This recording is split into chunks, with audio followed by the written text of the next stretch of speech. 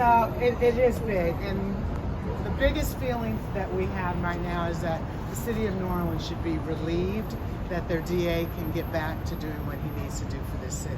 So I feel like this community should know that justice works. This was a tough trial. You had an incredibly diverse jury, which is how it should be, and they did the right thing on behalf of Jason. Lisa, why do you think this case swung your way? What do you think? It didn't swing our way. The evidence was not there. It should have never been indicted, frankly, but it didn't swing our way.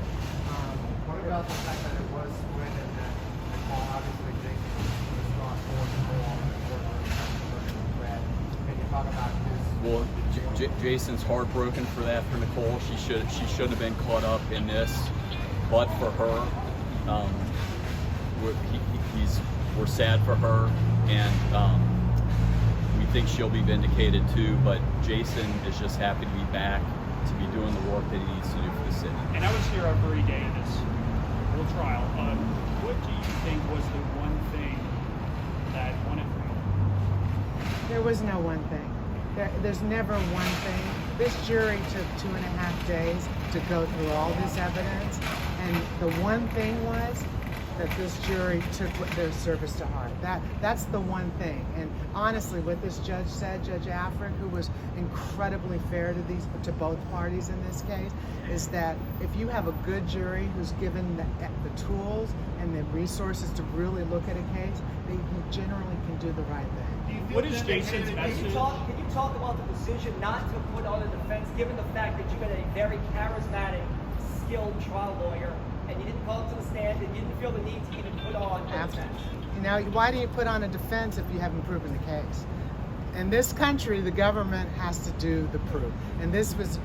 There was nothing there. Billy and I always thought this should never even have been here in the courthouse. So the jury clearly felt the same way. Was it difficult to convince Jason not to take the stand? Did he want to testify? Well, he knew how weak the case was too.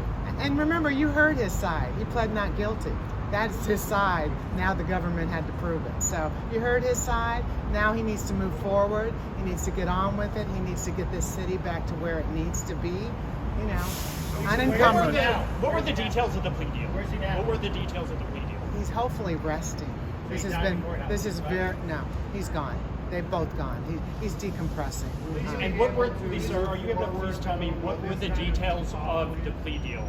Lisa, what were the details of the plea deal? Can you please tell me that? There was never a plea deal. There was never a plea deal? Not for us, no. Lisa, is he angry at the federal government No. for bringing this case?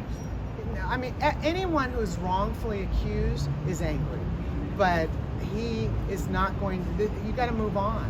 So this is complete vindication, exoneration. You all heard the evidence, those of you in the courtroom. He needs to move on, and he will do that. Can you describe his emotions with Nicole being found guilty? How difficult is this for him to be relieved on one hand but have his law partner? I mean, the reality is Nicole would have never been under the radar but for the fact that they wanted Jason.